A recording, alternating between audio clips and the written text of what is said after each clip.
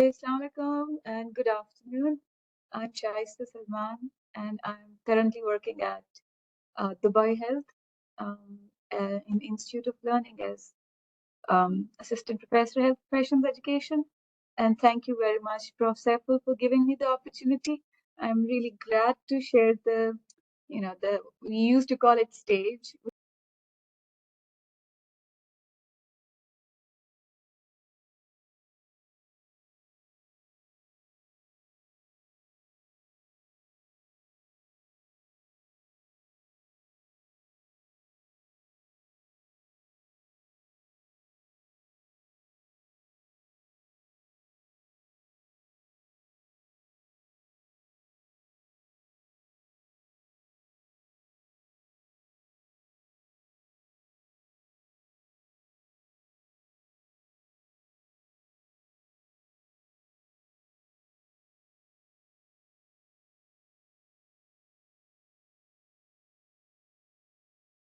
Interactions, correspondence, day-to-day activities, and even all the things in terms of socialization, networking, projection, reaching to the wider audience is happening in the cyberspace and in the digital world.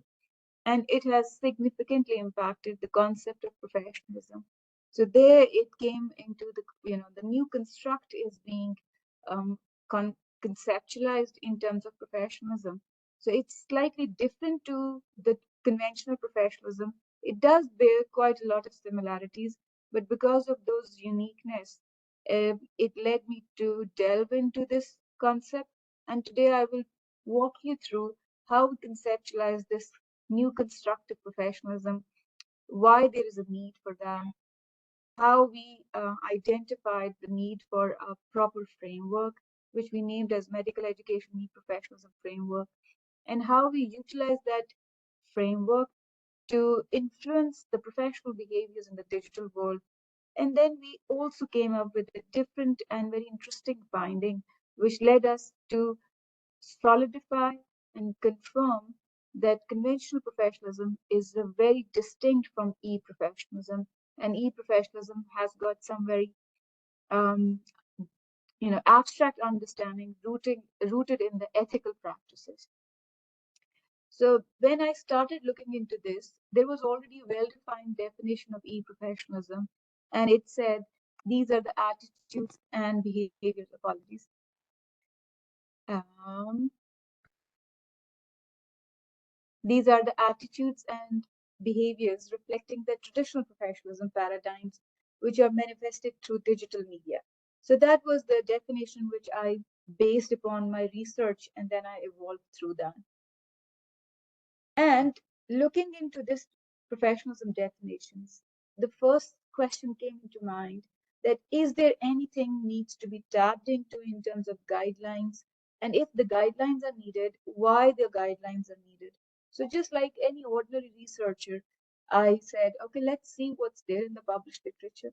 And we went for a systematic review, which we got published in BMC. And to do that, we found out, as I just alluded, that social media is part and parcel of our lives. We are relying heavily on that. However, when we are relying heavily as an ordinary human being or as an ordinary member of the society, things are pretty low stake. But once we are in the medical profession, where we are bound to fulfill a trustworthy relationship between us as a profession and you as a society, there are certain responsibilities where when we, blur our private and public and personal life and professional lives, things get a little bit tricky. When we are discussing and socializing in the four walls of the drawing rooms, we are not reluctant to share our personal, social, political influences and preferences and religious, perceptions and ideas. But once these go into the public, that can have been very detrimental effect on the doctor-patient relationship.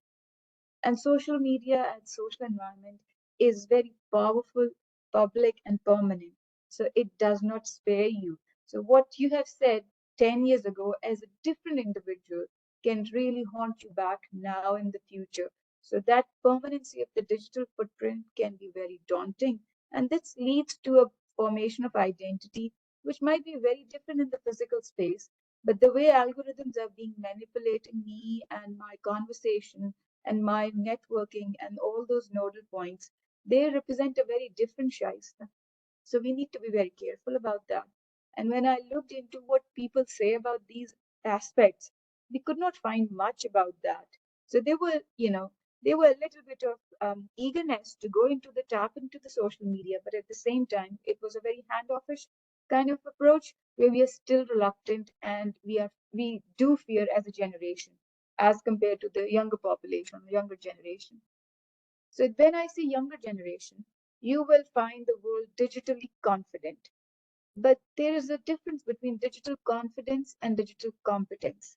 Here is, comes into that whenever we are sending out any message, how it projects me or it influences my relationships with the society or me as a member of the society. So here, the younger generation, they don't have that, what should I say, temperament or capacity to rationalize it because they are always on the clicks and that instant generation. They just want to project and wants the answers. While when it comes to digital accountability, it demands digital competence, it demands digital confidence, but at the same time, it asks for digital responsibility. And I guess where there is a big difference between my generation and the younger generation where we go to this extent that we rationalize it, we, sort it out, we debunk it, and then we say, okay, forget about it. We are not going to post it. While the other perspective, which are very, very confident and digitally proficient, but they are not digitally competent. Confidence and competence are two different things. And that nice mixture of this confidence and accountability yields to digital agency. So that was a hallmark of my different publications. So this nudged me to go and look into what makes a good person in terms of digital world, in terms of values, beliefs, characteristics, and identity.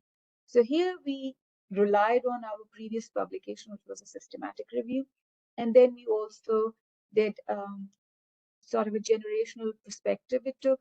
So in terms of younger generation, we went for more of quantitative approach using SenseMe, while my side, we went for the experts. Although the experts, we had a different, representation. So there were different, um, at least 15 experts, geographically diverse, and in terms of diversity, in terms of qualification, competence, and expertise and age. So we asked them few questions and then we triangulated the data because I wanted to make sure that I'm not missing out different perspectives. But you might argue that where is the patient here? So I assume that we 15 experts, we represented to some part as general population of the society as well. But the patient voice was not taken into that. That's a limitation of my study. So when I looked into the data from all different perspectives, although that was not my intention, but there were few concepts they were very, very, prominent in that. So one was environment, which is autonomous, which is boundaryless, and which is instantly available. And then there are behaviors or characteristics which are heavily relied on my competences in terms of knowledge, beliefs, and attitudes. And then those values of my understanding and assumptions which I carry, that how my digital knowledge influences my identity, which is who I am. And then it leads to the concept of status or mission. So this was not my intention, although I looked at the data with a pure inductive lens, but somehow it speaks to the like the model of a Cartesian. But when I was looking into this, I rationalized again how this taps into the conventional professional framework of value-based, behavior-based, and identity-based. So there I found that values, identity, and mission are rooted in the virtue-based or the value-based framework of conventional professionalism.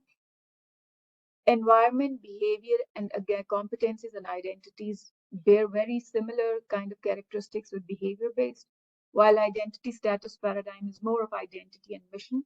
But then there is a very distinct two phenomena in the digital world. One is connectivism and distributed cognition. We are not relying heavily on our neuronal networks, rather we are relying on the nodal networks in the cyberspace, and we connect and we work together. And one another phenomena, which is a very interesting phenomenon, context collapse, which is not new, but the digital world has amplified it, where we tend to send out the message to lots of different audiences at the same time, and it is perceived and internalized in a very different manner. I still remember when I read published literature that this context collapse was a hallmark when the TV and the radio came in.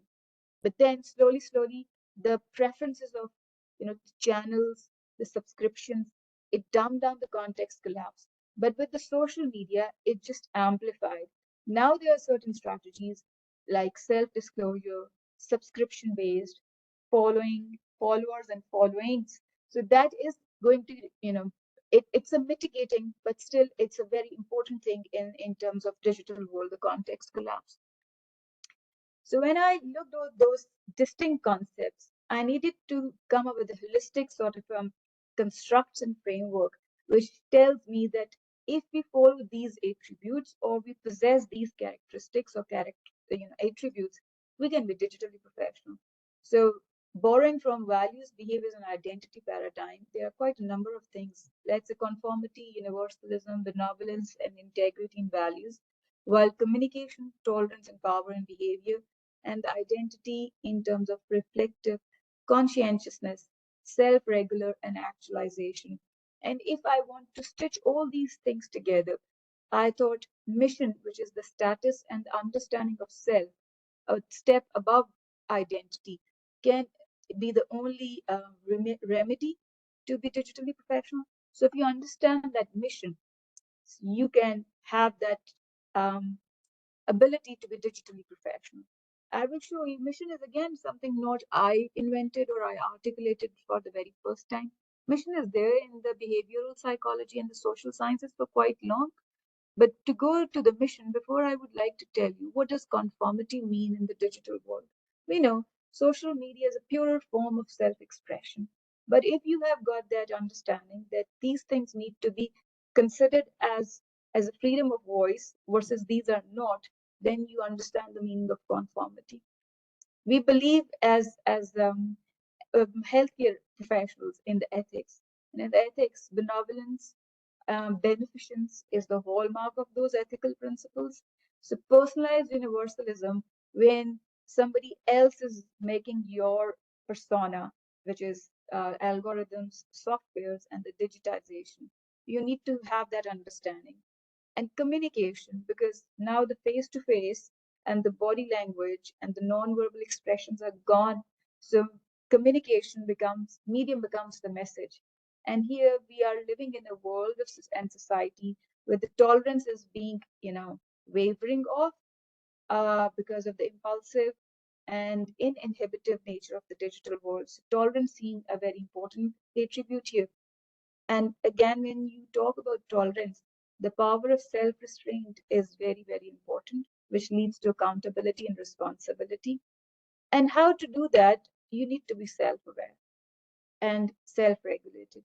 So when we are behind the scenes and that face to face projection is gone, and you can't understand the body language of the other person, or I can't depict my, so that self awareness and regulation, it just buried under that anonymity and the text only interactions.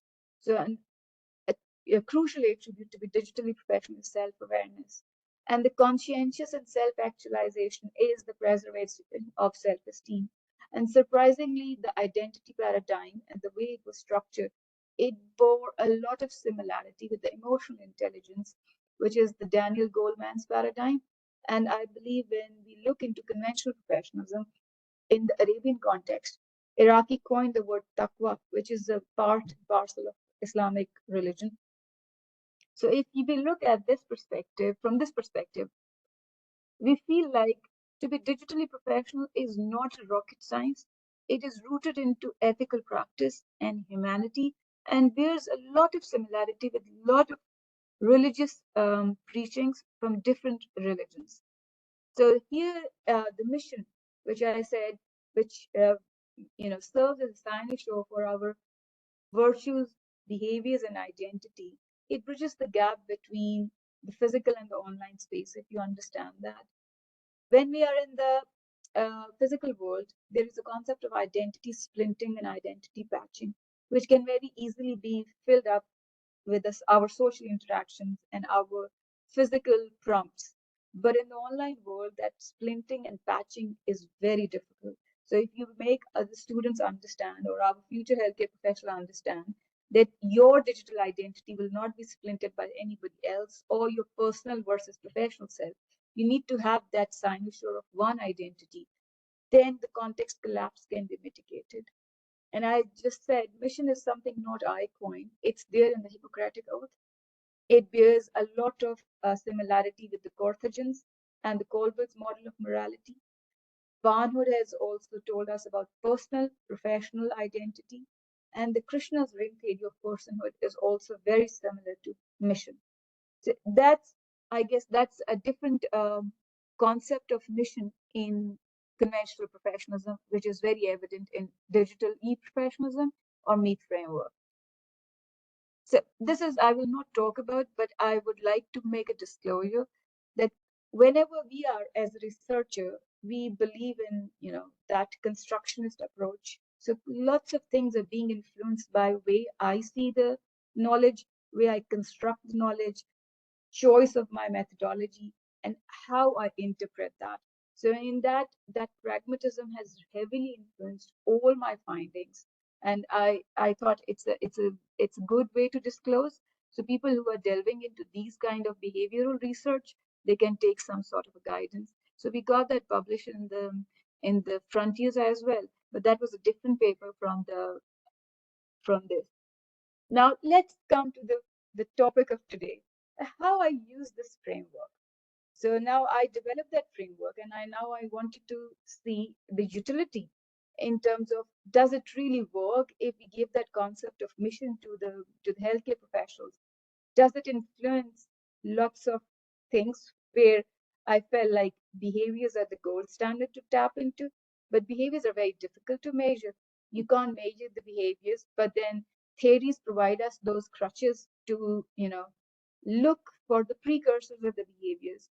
So over a passage of time, when Dr. Saiful prompted me to go and look for theory of planned behavior, I became very fond of this theory.